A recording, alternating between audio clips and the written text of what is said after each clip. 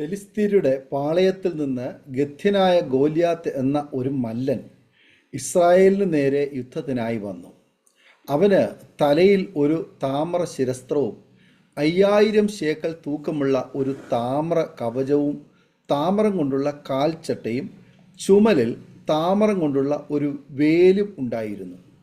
600 ശേക്കൽ ഇരുമ്പ് കൊണ്ടുള്ള കുന്തവും അവൻ്റെ പക്കൽ ഉണ്ടായിരുന്നു. അവൻ തട്ടഹസിച്ച് ഇസ്രായേൽ നിരകളോട് ഭീഷണി മുഴക്കി. അവനെതിരെ യുദ്ധം ചെയ്ത് ജയിച്ചാൽ ഫെലിസ്ത്യർ ഇസ്രായേലിന് അടിമകൾ ആകും. ഗോലിയാത്ത് ജയിച്ചാൽ ഇസ്രായേല്യർ അവർക്ക് അടിമകളാകുമെന്നും മല്ലൻ വിളിച്ചു പറഞ്ഞു.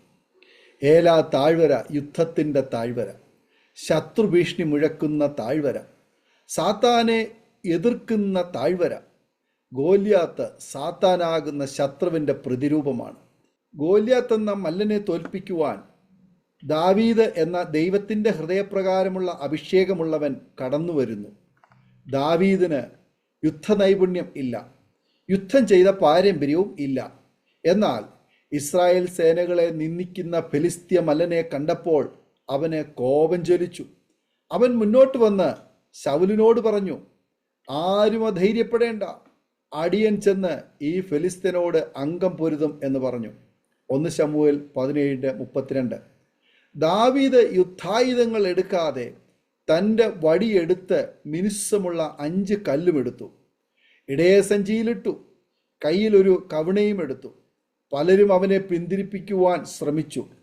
ഫെലിസ്ത്യൻ ബാലനായ ദാവീദിനെ നിന്ദിച്ചു പറഞ്ഞു, നീ വടികളുമായി എൻ്റെ നേരെ വരുവാൻ ഞാൻ നായോ എന്ന് ചോദിച്ചു. തൻ്റെ ദേവന്മാരുടെ നാമം ചൊല്ലി ദാവീദിനെ ശപിച്ചു. ദാവീദ് ഫെലിസ്ത്യനോട് പറഞ്ഞത്, നീ വാളും കുന്തവും വേലുമായി എൻ്റെ നേരെ വരുന്നു, ഞാനോ നീ നിന്ദിച്ചിട്ടുള്ള ഇസ്രായേൽ നിരകളുടെ ദൈവമായ സൈന്യങ്ങളുടെ യഹോവയുടെ നാമത്തിൽ നിന്റെ നേരെ വരുന്നു. 1 ശമൂവേൽ 17:43 മുതൽ 46 വരെ. മാത്രമല്ല ദാവീദ് ഉറപ്പിച്ചു പറഞ്ഞു, ഞാനല്ല ഇസ്രായേലിന് വേണ്ടി യുദ്ധം ചെയ്യുന്നത്, യഹോവയായ ദൈവമാണ്. ദാവീദ് അട്ടഹസിച്ചു പറഞ്ഞു, യഹോവ ഇന്ന് നിന്നെ എൻ്റെ കയ്യിൽ ഏൽപ്പിക്കും, ഞാൻ നിന്നെ കൊന്ന് നിന്റെ തല ഛേദിച്ചു കളയും. അത്രയുമല്ല, ഞാൻ ഇന്ന് ഫെലിസ്ത്യ സൈന്യങ്ങളുടെ ശവങ്ങളെ ആകാശത്തിലെ പക്ഷികൾക്കും ഭൂമിയിലെ മൃഗങ്ങൾക്കും ഇരയാക്കും. ഇസ്രായേലിൽ ഒരു ദൈവം ഉണ്ടെന്ന് സർവ്വഭൂമിയും അറിയും. 1 ശമൂവേൽ 17:46. യഹോവയുടെ നാമത്തിൽ വന്ന ദാവീദ് കല്ല് കവിണയിൽ വെച്ച് വീശി ഫെലിസ്ത്യൻ്റെ നെറ്റിക്ക് എറിഞ്ഞു. കല്ല് അവൻ്റെ നെറ്റിയിൽ കൊണ്ടു പതിഞ്ഞു. അവൻ കവിണ്ണു വീണു. അവൻ ഓടിച്ചെന്ന് ഫെലിസ്ത്യൻ്റെ പുറത്ത് കയറി നിന്നു. അവൻ്റെ വാൾ ഉറയിൽ നിന്ന് ഊരിയെടുത്തു. അവനെ കൊന്നു. അവൻ്റെ തല വെട്ടിക്കളഞ്ഞു. യഹോവയുടെ നാമത്തിൽ വന്ന ദാവീദ് യുദ്ധക്കളത്തിൽ ശത്രുവിനെ നിഷ്പ്രയാസം തോൽപ്പിച്ചു.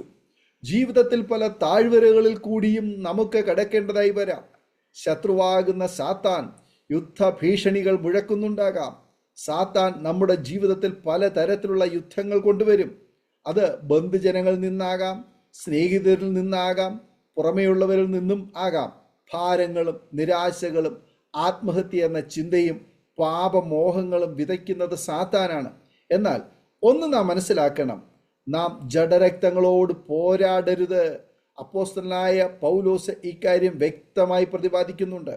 നമുക്ക് പോരാട്ടമുള്ളത് ജഡരക്തങ്ങളോടല്ല, വാഴ്ചകളോടും അധികാരങ്ങളോടും ഈ അന്ധകാരത്തിൻ്റെ ലോകാധിപതികളോടും സ്വർലോകങ്ങളിലെ ദുഷ്ടാത്മസേനയോടും അത്രേ.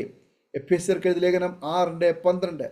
നാം ജഡരക്തങ്ങളോട് പോരാടി ജയിക്കാൻ ദൈവം ആഗ്രഹിക്കുന്നില്ല. നാം പോരാടേണ്ടത് മനുഷ്യരെ യുദ്ധത്തിലേക്ക് നയിക്കുന്ന അന്ധകാര ശക്തിയോടാണ്.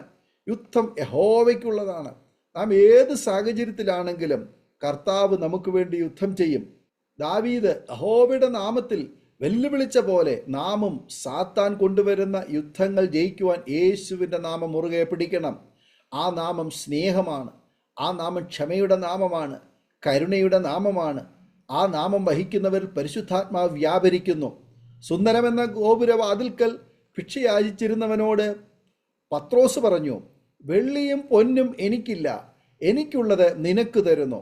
നസറേനായ യേശുക്രിസ്തുവിൻ്റെ നാമത്തിൽ നടക്ക എന്ന് പറഞ്ഞു അവനെ വലം കൈക്ക് പിടിച്ച് എഴുന്നേൽപ്പിച്ചു. ക്ഷണത്തിൽ അവൻ്റെ കാലും നെരിയാണിയും ഉറച്ചു. അവൻ കുതിച്ച് എഴുന്നേറ്റ് നടന്നു. അപ്പോസ്തലപ്രവൃത്തി 3:6-7. യേശുവിൻ്റെ നാമത്തിൽ പാപപരിഹാരമുണ്ട്, രോഗസൗഖ്യമുണ്ട്, ഭൂതങ്ങളുടെ മേൽ അധികാരമുണ്ട്. ഈ നാമം വഹിച്ചാൽ പുരോഗതിയും ധൈര്യവും ജയവും ഉണ്ട്. ഈ നാമത്തിൽ സാത്താൻ അലറിയോടുന്നു, ബന്ധനങ്ങൾ അഴിയുന്നു. ഈ നാമം വഹിക്കണമെങ്കിൽ ഒരേ ഒരു കാര്യം ചെയ്താൽ മതി, ജീവിത വിശുദ്ധി കാത്തു സൂക്ഷിക്കണം. അത് യേശുവിനോട് നാം സമീപിക്കണം. ജീവിതത്തിലെ ഏലാ താഴ്വരകളെ യേശുവിൻ്റെ നാമം വഹിച്ച് തോൽപ്പിക്കണം. ജീവിതത്തിൽ നേരിടുന്ന സകല വേദനകളും പ്രയാസങ്ങളും ഭാരങ്ങളും ദൈവസന്നിധിയിൽ സമർപ്പിക്കാം. കാരണം യുദ്ധം യഹോവയ്ക്കുള്ളതാകുന്നു. ഈ വചനങ്ങളാൽ ദൈവം നമ്മെ അനുഗ്രഹിക്കുമാറാകട്ടെ. ആമേൻ. ഓർമ്മയുടെ മനോരഥത്തിൽ മായാത്ത ഓർമ്മയ്ക്കായി അരോമ മാട്രിമോണിയിൽ നിന്നും ജീവിത പങ്കാളിയെ കണ്ടെത്തൂ. നിങ്ങൾ ഒരു ക്രിസ്തീയ ജീവിത പങ്കാളിയെ അന്വേഷിക്കുകയാണോ? അതോ മക്കൾക്ക് അനുയോജ്യമായ ഒരു തക്ക തുണയ്ക്ക് വേണ്ടി പ്രാർത്ഥിക്കുന്ന വ്യക്തിയാണോ? എങ്കിൽ അരോമ മാട്രിമോണി നിങ്ങൾക്ക് വേണ്ടിയാണ്. ഇന്നു തന്നെ സൗജന്യമായി രജിസ്റ്റർ ചെയ്യൂ. അരോമ മാട്രിമോണിയുടെ പ്രത്യേകതകൾ: രജിസ്ട്രേഷൻ തികച്ചും സൗജന്യം. ലോകത്തെവിടെയുമുള്ള അനുയോജ്യമായ ക്രിസ്തീയ ജീവിത പങ്കാളിയെ തിരഞ്ഞെടുക്കാം. വിവാഹം നടക്കുന്നതുവരെ സർവീസ് ലഭിക്കുന്നു. ഏറ്റവും ചെറിയ പാക്കേജുകളും തിരഞ്ഞെടുക്കാം. അരോമ മാട്രിമോണി നിങ്ങൾക്കായി ഒരുക്കുന്നു വിവാഹം പരമാനന്ദം. Email aroma matrimony2020@gmail.com